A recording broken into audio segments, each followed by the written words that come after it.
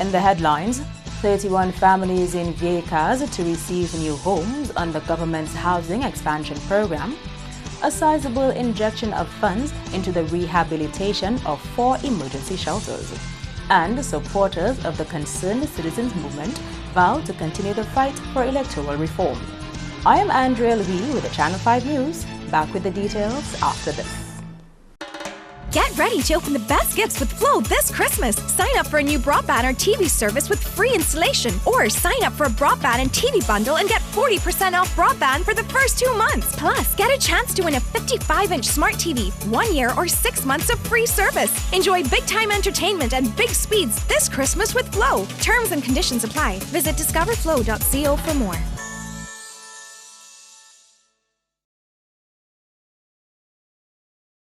Rudolph Thomas Enterprise in Portsmouth, your suppliers of building materials and hardware products. Over 20 years experience in the business. Rudolph Thomas has lumber and plywood, galvanized and fenced pipe. Check out Rudolph Thomas for ceramic and vinyl floor and wall tiles, nails, nuts and bolts, paint and painting supplies. And check out their line of electrical and hand tools. Go now to Rudolph Thomas on 1240 Bay Street in Portsmouth. Imagine you have Hollywood at your command. Introducing Flow Evil. Red cheese, gold rings, all black, everything creeping through the night. Anywhere you are. Big girls don't scream hard like Halloween, make me feel alive. There's a world of entertainment here, and you run the show. Flow Evil. Thank you for staying with us. First up, 31 residents in the Viejas constituency now looking forward to their new homes. Julian Morris has that story. Prime Minister Skirt presented letters of award to these families during a ceremony on Wednesday. I want to thank the Honourable Prime Minister for coming to in our consideration, especially my family. Where we are today, we are not comfortable. So I want to thank him. I've not seen it yet, but progress is on the way. I will thank him for giving us a brand new home. It has been a challenge over the past 15 months to live near normal lives with tarpaulins and at people's home and at grandparents' home like myself. But now we can see a tiny light at the end of the tunnel with the assurance that we are recipients of new homes soon to be built. I must say to our pal rep, the Prime Minister, thank you. And to all those who make it possible, I say thank you. These houses will be built under the $3 million housing expansion program. The 31 homes are part of a larger group of 79 approved for construction. 6 additional houses will be re-roofed. In the area of housing, we can put all governments together, before independence and after independence together, and they have not done a fraction of what this government has done where housing is concerned.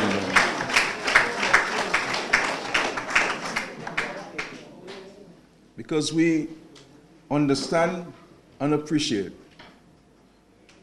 that there are many of us, all of us in life, through human nature, who like to provide shelter for ourselves and our families. But the fact of the matter is, there are some of us, with our best intentions and plans, will never be able to do it because we do not have the money to do it. And we believe that the government must help people. We must be responsible, but responsive to the needs of people. And this is why it concerns me when I hear people criticize the government efforts of making life better for people. Because I've always maintained publicly that we do not only have a moral obligation as a government to people, we have a biblical responsibility. We will spend whatever monies we have to spend to ensure that Dominicans are given a decent standard of living and a decent standard of housing. And that is what we're doing here in Viejas today, to ensure that you, the people of Vacas, T1, Penville, can have a piece of real estate, house, land, to call your own, that you can bequeath to your children, that you can now take that and go to the bank and get a second mortgage to send your children to school. Because when the bank pass, they watch the house, they say, yes, I can take a chance on that house, because that house will last another 50, 60 years, so my money is secure. The 48 remaining families on the waiting list have been assured that they will receive letters in February 2019, with construction to follow within the year. In other top stories, 4 emergency shelters to benefit from a $69,000 rehabilitation project. A signing ceremony between the Embassy of Japan and the Dominica Association of Local Community Authority, DALCA, for the renovation of these shelters took place earlier this week. Chairman of DALCA, Yolan John Jules, says the project will keep in line with Dominica's climate resilience theme. This project will undertake climate adaptive and humanitarian friendly measures to building potentially used as hurricane shelters in 4 communities, namely Tarishpit, Soufriere, and we mean Grand Soufriere, Fonkole, and Petit Soufriere. The funds will be utilized towards the enhancement of the overall security and sanitation of the shelters. DALCA is pleased to partner with these communities for this well-needed project, which has been approved to the tune of $69,000 US, or EC $184,000. John Jules says this project will also help reduce unemployment in the communities. This important building suffered great damage by the hurricane. While they have received temporary interventions by other organizations, there is still the desire needed to upgrade the climate adaptiveness and resilience of these buildings and communities by extension. These projects will aid in the rebuilding process as well as assist in the unemployment situation within the communities. Acting Local Government Commissioner, who is also head of NEPO's Emergency Shelter Subcommittee, welcomes this project since a significant portion of the country's emergency shelters was damaged last year. This sort of initiative will certainly help us, and I'm talking in the capacity as chairman of the NEPO Shelter Subcommittee. And certainly we welcome, in fact, when the idea was brought forward, we welcome it because we clearly recognize there is need for us to enhance and improve our shelters that we make available to the general public, bearing in mind the devastation of Hurricane Maria. And so we really want to place on record our heartfelt thanks to the Embassy of Japan for partnering with the Dominica Association of Community Authorities in having, although it's 4 areas, but certainly it's significant in the fact that it's certainly going to enhance and improve what exists in those areas, in the 4 localities that has been identified in the project. In agricultural developments, Dominica's farming and fishing communities have been commended for the role they played in bringing the sector back on its feet. Here again is Julian Morris. The commendation came from Permanent Secretary in the Ministry of Agriculture, Food and Fisheries, Dr. Reginald Thomas. Thomas says the volume of agricultural produce available now compared to last year is impressive and thanked the farmers and fisherfolk for their resilience. We have been able to rebound, and we can look at the support that we've been given from the farmers that has been presented through the ministry to the institutions. It shows the true testament and the fortitude of our farmers, the resilience of our farmers, and we'd like to commend them. As a ministry, we try to play our part in supporting these farmers, and we provided and continue to provide support, both technical and in terms of input support, so that the farmers can go back and re-establish their own livelihoods. Because of course agriculture is a major livelihood issue, And when we speak about agriculture, we also include the fishing sector, which plays significant roles in the fishing communities as it relates to their livelihoods. Thomas was speaking at a minister's food basket ceremony, which is the annual donation from the ministry to charitable institutions. Thursday's presentation saw donations going towards the Princess Margaret Hospital, the Dominica Infirmary, Grotto Home for the Homeless, and the Love One Teach One Foundation. Acting Director of Agriculture Ryan Ansem encouraged Dominicans to eat local to support the agriculture sector. The Ministry of Agriculture wants to encourage the general public to eat local. By eating local, we will all benefit, and the farmers can invest in their farm, in their enterprise. And so the call for us in 2019 and beyond, we want all the general public to support the farmers, to support the local market, and for us all to eat local. The Grange Home for the Aged and RFA Hospital in Portsmouth also received donations from the minister's food basket. On to health matters. Healthcare providers are being challenged to defend their profession in the face of criticism. Minister for Health and Social Services, Dr. Kenneth Daru, made the call when addressing staff of the Princess Margaret Hospital following a visit to the institution on Wednesday. Dr. Daru said nurses must be applauded for their dedication to the job over the past year and their commitment to delivering service despite trying circumstances. What I would really like from you, because I know a lot of times we are the ones to take the flak, at the ministry level, the minister and the PS to a certain extent, and the central admin team, the PNO. But I would really like it in the for some of us, to start defending, what we are part of, because the Ministry of Health and PMH is not just the minister and the PS and the HMD and the CMO. The Ministry of Health is each and every one of us, from the minister all the way down to the janitors and the auditors and everybody. So we have to start defending what we are part of. And I'm one of these people, and the PS and the others will tell you that if there's any issue, I'm open. I'm prepared to drop what I'm doing to meet with any particular group of workers to at least listen to them and see how we can resolve some of the issues.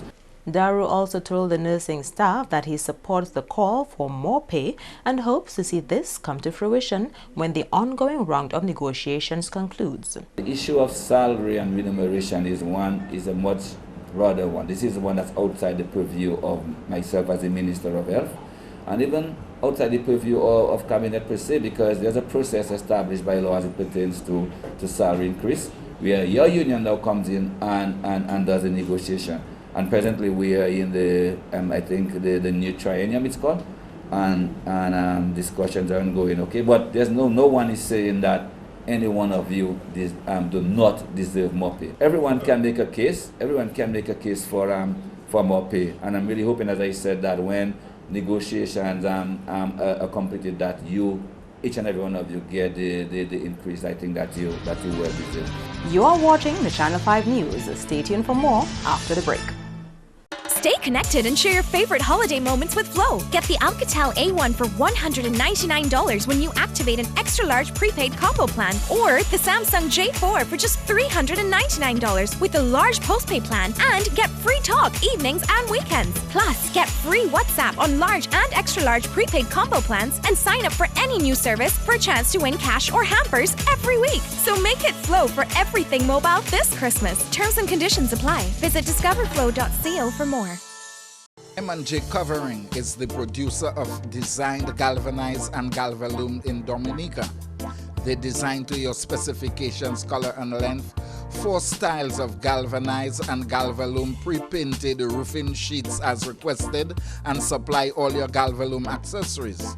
M&J Covering helps you control spending and reduce waste. At M&J Covering, they are also equipped to build your roof to precise standards anywhere on island. So come to M&J Covering at 1 Mile in Portsmouth, or call 445-5001, 275-5003 today. Imagine you have Hollywood at your command. Introducing Flow Evil. Red jeans, gold rings, all black, everything creeping through the night. Anywhere you are, Big girls don't scream hard like Halloween, make me feel alive. there's a world of entertainment here, and you run the show. Flow Evil. Welcome back. Former ambassador to the United Nations, Crispin Gregoire, is describing police action at last Saturday's protest by the Concerned Citizens Movement as a misguided attack on a civil society organization. Gregoire supports the Concerned Citizens Movement campaign for electoral reform. He has characterized the Concerned Citizens Movement as a pro-democracy organization. Gregoire attended last Saturday's protest in Roseau. I must say that the firing of tear gas on unarmed, respectful crowd is to be condemned. And I can guarantee you that the international community and the pro-democracy forces internationally, as well as governments, will soon be voicing their disgust with the behavior of the police. What I saw on Saturday could have descended into chaos. Chaos that the police itself would not have been able to manage. If they managed it, they would have to use brutal force. And I saw the possibility for brutal force on Saturday. I just thank God that we did not descend into chaos on Saturday. Gregoire says there will be no election in Dominica without electoral reform. There will be no election in this country. There will be no election in this country until the reform process is completed. And I'm sending a clear message to Mr. Skerritt, and that is, sir, you have 1 year and 5 months to do the reforms. Please satisfy the will of the international community for a framework in Dominica, a framework for free and fair elections, a framework that will guarantee elections of integrity. And to arrive at elections of integrity, we must have electoral reform. Saturday's event has triggered this, and let me be very clear here. Saturday's event has triggered the only option we have left is to go to the international community and get the pro-democracy forces to assist us to get electoral reform. In related news, attorney at law and member of parliament for Roseau South, Joshua Francis, says there is no basis for the action taken by police regarding last Saturday's gathering by the Concerned Citizens Movement. Police used the tear gas to disperse Saturday's gathering by the Concerned Citizens Group. There has been a debate as to whether or not the supporters of last weekend's gathering in Roseau needed to have obtained permission to stage that protest. In a statement issued Tuesday, Police Chief Daniel Carbon said they required permission. Many people in the public have been asking as to whether any organizer or any group ought to seek permission from the Commissioner of Police in determination of whether an assembly, a gathering, or protest ought to be held. I must say, as far as the general powers available to the police to restrict protest assemblies under the Public Order Act, Chapter 1501, and the Constitution of the Commonwealth of Dominica, unlike a march or procession, there is normally no legal obligation on an organizer to give the police prior notice of a static assembly like what was held on the 16th of December 2018. I repeat, there is no obligation on an organizer or organizers to give the police prior notice of a static assembly, nor do the police have the power to ban a public assembly altogether. However, the police do have the power to control assemblies by the imposition of certain conditions. Francis admits the police can take action under certain conditions, but with reference to last Saturday's gathering, their action was not justified. Was the police justified in its action on Saturday? Well, under the Constitution of Dominica, Section 11, and the Public Order Act, the police can take certain measures. But the police can only impose conditions on an assembly if the senior officers present at the scene, as was on Saturday past, reasonably believes that conditions are necessary in order to A, prevent serious public disorder. There was no such evidence of a threat to public disorder or actual public disorder on Saturday past.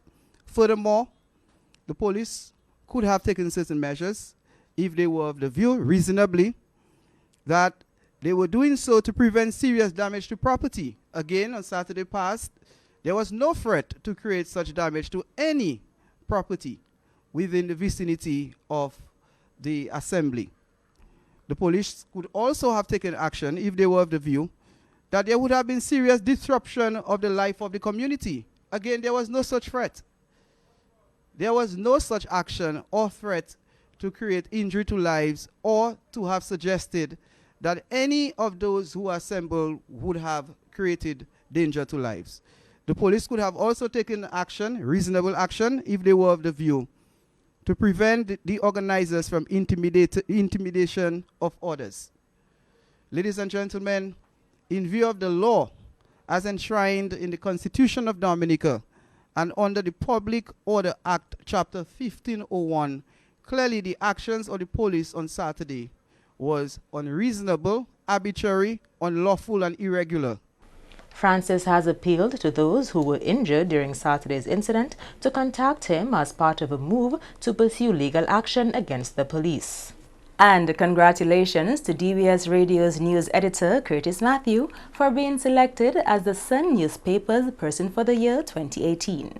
President of the Dominica Media and Communications Association, Gavin Richards, released this statement on Thursday. The Dominica Media and Communications Association, the DMCA Inc., congratulates news editor of the state-owned radio station, Curtis Matthew, for being named the Sun newspaper's Person of the Year. The DMCA proudly celebrates Matthew, who is one of 5 of its honorary members. He has maintained an excellent work ethic, which the DMCA executive encourages its membership to aspire to. Matthew has dedicated 32 years of service to media practice, stepping into the profession as sports reporter of DBS Radio. He has been the station's news editor for 18 years. He was bestowed a Meritorious Service Award at this year's Independence Day Parade of Uniformed Groups. The executive of the DMCA wants to take this opportunity to wish Mr. Matthew, its membership, and the rest of the island a Merry Christmas and a Happy New Year. To end the news, the headlines again. 31 families in Yekas to receive new homes under government's housing expansion program. A sizable injection of funds into the rehabilitation of 4 emergency shelters. And supporters of the Concerned Citizens Movement vow to continue the fight for electoral reform. Feel free to contact us at news@marpin2k4.com. You can also access our past newscasts on our YouTube channel. On behalf of the entire production team, I'm Andrea Louis, and to all of our viewers around the world, thank you so much for watching. Join us next time.